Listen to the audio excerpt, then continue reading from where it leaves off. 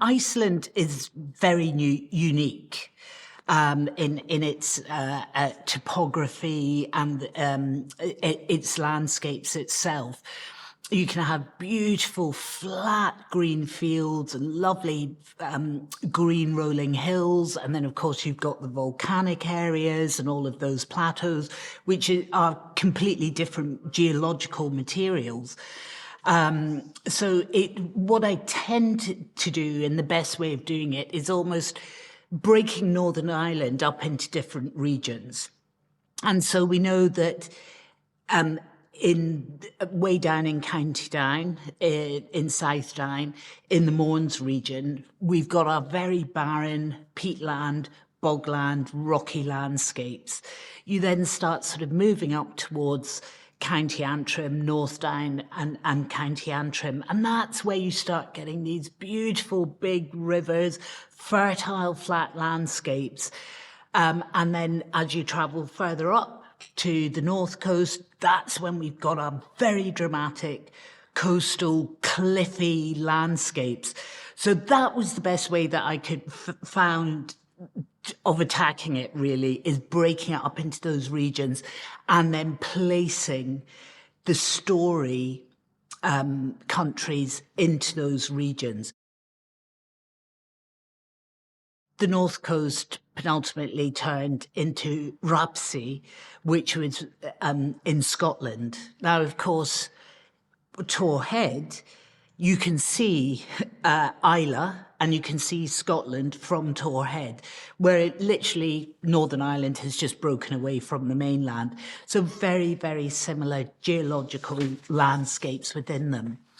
So, and then the Mourne Mountains became more Icelandic because of its rockiness. It looked more barren and more like the glacial parts of Iceland. And the Ukraine land of Rus, that was the River Bann, Clandyboy Estate, Shane's Castle Estate, all of that sort of North Down and County Antrim. Tor Head itself, the headland, it literally is a peninsula right out in the sea. And that was from a design point of view, from a director's point of view, from the DP's point of view. It was going to give us the best drama and do the best storytelling for us. Knockdhu itself, whilst you have, it's probably the most ancient and habitated area in the whole of Northern Ireland, in that since medieval times, since Neolithical times, you've had people living in that area. You've got a fort promontory up on the top of the cliffs there. You have burial mounds much further up the valley. You have a Neolithical grave on the other side. But within those rolling hills where we placed and built our village is actually outlying medieval old structures within there which have been grown over. So there's, whilst again to the naked eye, as you're walking about, you would never really know this, but there have been villages, people living on that landscape for thousands of years, which is really, really wonderful. So I worked very, very closely with the historic division. And the archaeologists came up, we worked hand in hand, and the archaeologists came up once a week. We went through exactly how we were going to protect the area, the areas that we were working in.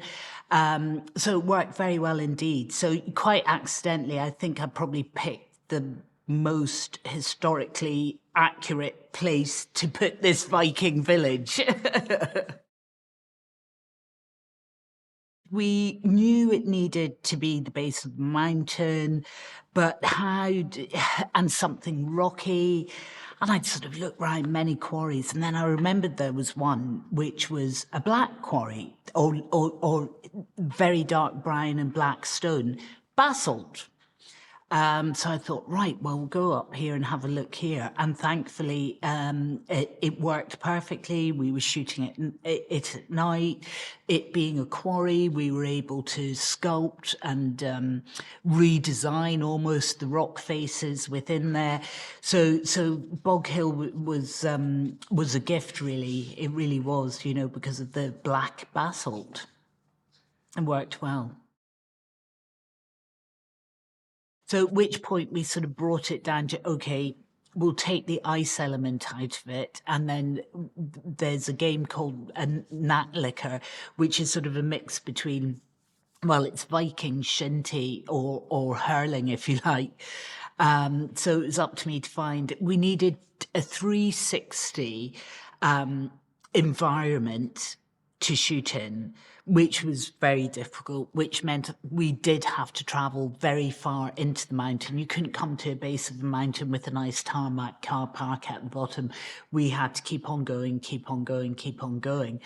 And we did a lot of looking and a lot of thinking. And then we basically came down to the crux that the Mourne Mountains is the place to be, but it's going to be difficult because we need to be right in the middle of these mountains. And there are only a couple of existing tracks, which were actually the existing old quarry tracks.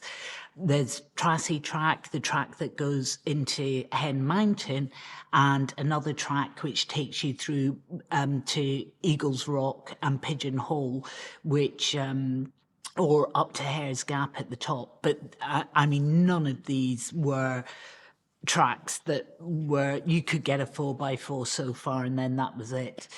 So I was faced with building a 3-mile road to get us into our location. And I think I threw absolutely everything at that location: cast helicopters, equipment helicopters, building a 3-mile road, tractors and trailers from the farmers, quads and trailers, and 4x4s. And it worked brilliantly.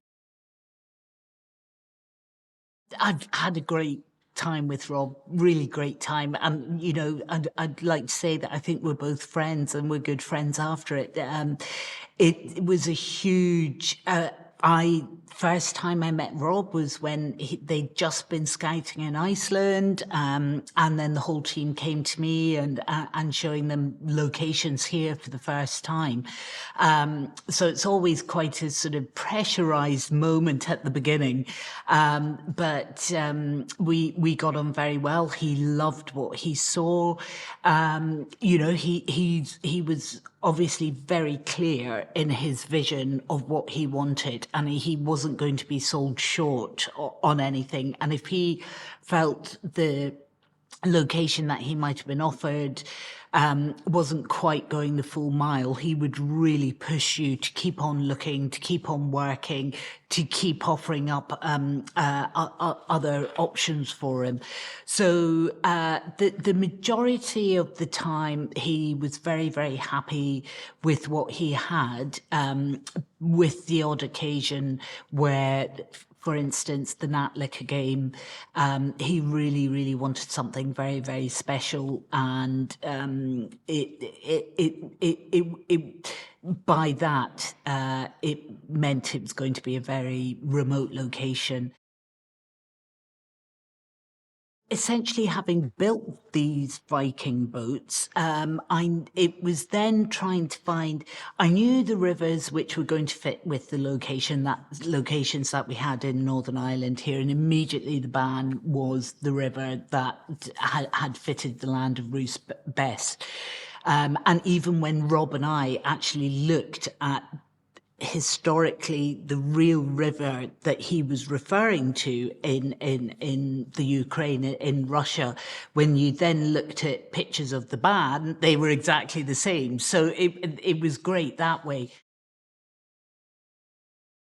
It was really lovely to do a historical piece, and the Vikings is a period that I've never encountered in film before. So it's been really, really interesting, and Robert and Craig are, gosh, they research everything to the absolute nth.